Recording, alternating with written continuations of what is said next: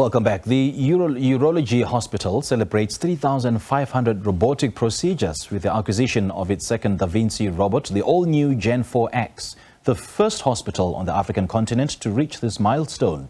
As Africa's only center of excellence in urology, having first acquired a surgical robot in 2013, the hospital consistently combines state-of-the-art technology with the unparalleled expertise of its specialists.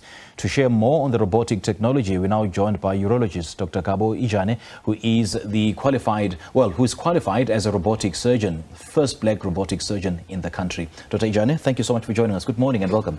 Thank you for having me, Cynthia. It's an absolute pleasure. You know, robotic technology is constantly evolving and changing the face of, prostate cancer treatment. Just share with us how this robotic procedure works. Robotic surgery is just at the next level of minimum invasive surgery. Yes. Where minimum invasive surgery is, instead of taking a knife and making an opening on the patient's abdomen to get to an organ that you need to operate, you make small puncture hole. You put little sticks in there, and then you do the operation with sticks, and therefore we call it the minimum invasive surgery. Mm-hmm. Now with robotics, because if you're doing it conventionally, the surgeon is holding those sticks with their own hands, you're standing for a while, you get exhausted, etc., etc. With the robotic system, the sticks are plugged to a machine, the robot, and the surgeon is sitting comfortably, almost like I'm sitting, and operating like a console, like you are playing on a PlayStation, and you are controlling the robot to perform the operation with that. Right. So the advantage is that you are seated, you are relaxed, you are more steady, you've got better vision, and therefore you should be able to perform a better operation. So it is telescopic in nature? It is telescopic surgery, definitely. Okay. We use 3D, you can zoom in, you can zoom out, and you are able to then reach even very narrow areas, which conventionally your hand and your assistant's hands will be crowding the space. Mm-hmm. So now here, you can have little telescope, all 2, 3 of them working at the same spot. The other one is kind of like a vision and a camera. The other one is for assisting, for cutting, and for performing the surgery. Mm-hmm. So that's in a nutshell, that's what robotic surgery is all about, yeah. So which procedures can be performed robotically? Is it just about any procedure, or the certain procedures that can be done this way? From the urology point of view, you can perform almost everything else. I mean, at the Urology Hospital, we are already doing a radical prostate surgery. This is if there is cancer. Yeah. We do it for something we call enucleation for non-cancerous prostate. We do it for removing the kidneys, either wholly or just a part of that. We can also use it to reconstruct the urine system, or in the event where the organs of the pelvis, the bladder, the uterus are falling down and leading to urinary incontinence, and you need to suspend them. It can be used for that. The limiting factor of what can be done is really the fundus and availability.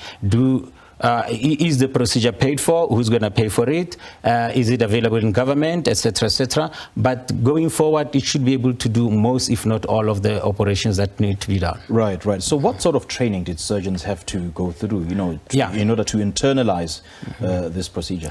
Currently, South Africa now is setting up a training center in Cape Town, but up until now, most of this is done online. So it's almost like a simulator training to become a pilot. So you kind of like sit in a simulator, you perform a lot and lots of tedious exercises so that you can acquaint yourself to this.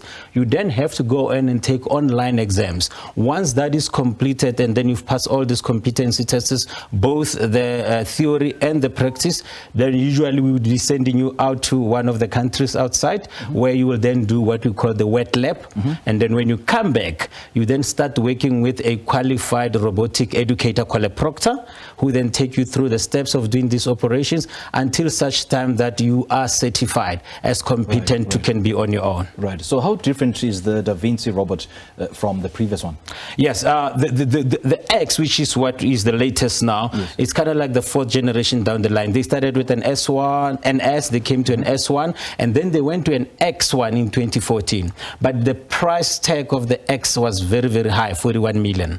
So then they realized that, okay, a lot of stuff that is put there is not needed by everyone else. And then that's how the idea of the X came about. What it does, it allows us a couple of things that we didn't have in the old machines, where you are able to use laser directed and voice over directed docking and setting up this machine. You are able to rotate the camera yourselves. It's got more flexy, smaller, narrower arm. You can imagine this robot has got thick arms just like your arm, and is big and is sitting like this. Now, if all of them are clustered at the same area, they kind of like start banging and crossing each other. Now they've been made thinner, they've been made more flexible, and then it allows you to be able to change a lot of setting on that and to precisely set it up where you need to be over the patient with ease. We call that the docking time. That's the time of connecting the patient to the robot. If it takes too long, money get paid because somebody gets charged for being in theater, though funders and anesthesia don't like it. It's not